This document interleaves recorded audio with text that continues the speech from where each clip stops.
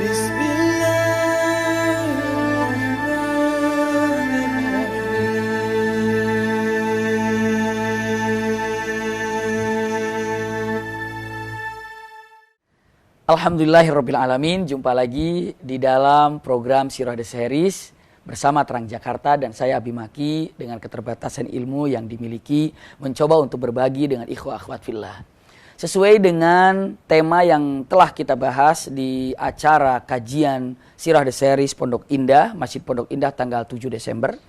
Ingin mengetahui tentang An-Nasi. Siapa itu kabilah An-Nasi? Sehingga kabilah An-Nasi lah yang membuat murkanya Raja Abraha, sehingga dia berani dan ingin menghancurkan Ka'bah. Tapi Masya Allah, Allah menjaga Ka'bah tersebut. Ini ada di kajian sebelumnya. Bismillah usikum wa iyaya nafsi bitaqwallah. Siapa An-Nasi ini? Sehingga dalam Al-Quran ada kalimatnya innaman nasi'u ziyadatun fil kufri. Sesungguhnya An-Nasi ini adalah ziyadatun fil kufri. Memang pada waktu itu orang kafir itu banyak, tapi untuk kabilah An-Nasi itu lebih dahsyat kekafirannya. Apa sebenarnya An-Nasi ini? Siapa yang telah membuat marahnya Abraha? An-Nasi ini adalah salah satu daripada kabilah Arab, yang mana makna An-Nasi ini makna secara bahasa at-takhir. Kenapa dikatakan at-takhir? Bismillah, kita akan bahas sama-sama, belajar sama-sama untuk mengetahui tentang An-Nasi.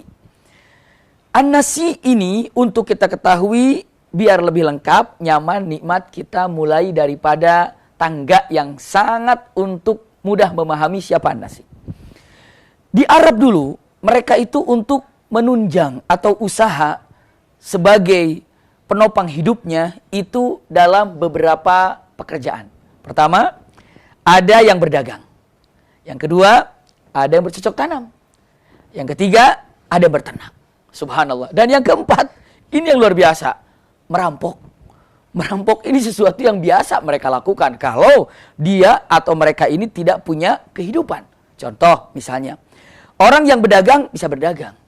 Tapi yang namanya dagang, mungkin ada naik turun, tapi lagi kesulitan untuk mencari nafkah. Bisa saja dia merampok dalam perjalanan ataupun siapa yang ada berlalu di depannya. Bisa jadi.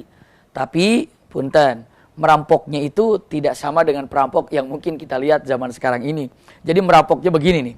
Kalau ada kafilah, lalu disergapnya, ditanya, ditangkap, mau kemana kamu?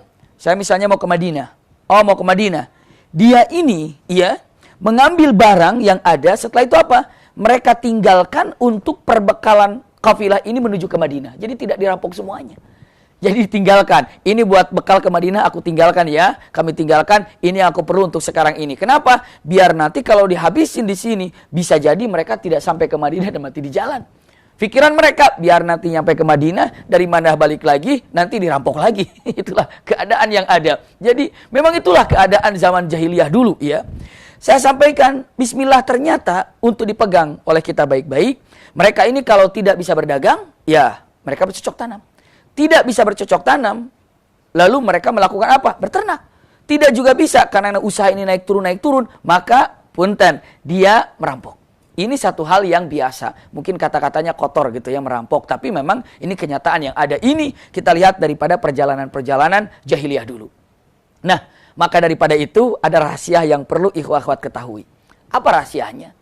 Kenapa ya Islam ini diturunkannya di Mekah? Iya, jawabannya. Karena kalau Islam tidak turun di Arab, susah untuk bisa menyebarkan Islam ke Romawi dan ke Persia. Kenapa? Romawi, Persia terkenal dengan apa? Kekuatan yang dimilikinya.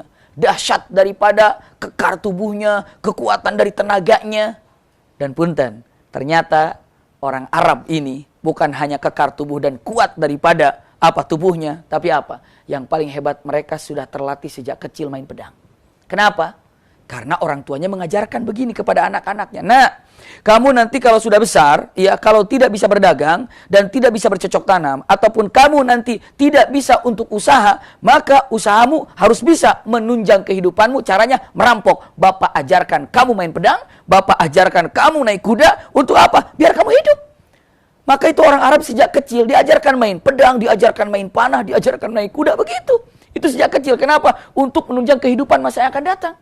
Pun sama, orang kaya sekalipun ibu bapaknya akan bilang gini, nah percuma kamu kaya, percuma kamu punya itu, punya ini. Kalau kamu nggak bisa berantem, kalau kamu nggak bisa main pedang, dicuri terus barangmu. Maka aku akan ajarkan kamu main pedang, main kuda, ataupun main panah. Biar apa? Biar bisa menjaga hartamu. Jadi orang miskin diajarkan main pedang, naik kuda, main panah. Orang kayanya pun demikian. Orang miskin untuk mencari kehidupan daripada merampoknya. Sementara orang kaya untuk menjaga hartanya harus jaga main pedang dan jago main pedang, jago main panah, jago main kuda. Makanya orang Arab ini zaman dulu aneh. Aneh kalau dikatakan Arab tapi tidak bisa main pedang. Aneh. Aneh orang Arab dulu ini kalau tidak bisa main panah. Aneh orang Arab dulu kalau tidak bisa naik kuda. Kenapa? Karena ini adalah menunjang kehidupannya. Maka subhanallah begitu Islam datang, dijadikan satu kekuatan, dari kecil main pedang, dari kecil main kuda, dari kecil main panah, fisik yang sangat terlatih, begitu melawan bangsa Romawi, bangsa Persia, bisa dikalahkan. Kenapa? Karena memang terlatih dari fisik dan segala-galanya. Inilah yang namanya kabilah An-Nasi. Ternyata, punten, ini hobinya salah satu perbuatan yang keberapa? Keempat. Apa? Jago merampok. Inilah kabilah An-Nasi. Inilah kabilah An-Nasi. Jadi kalau orang mendengar, ini ada kabilah An-Nasi. Wah, ini benar-benar perampok ulung.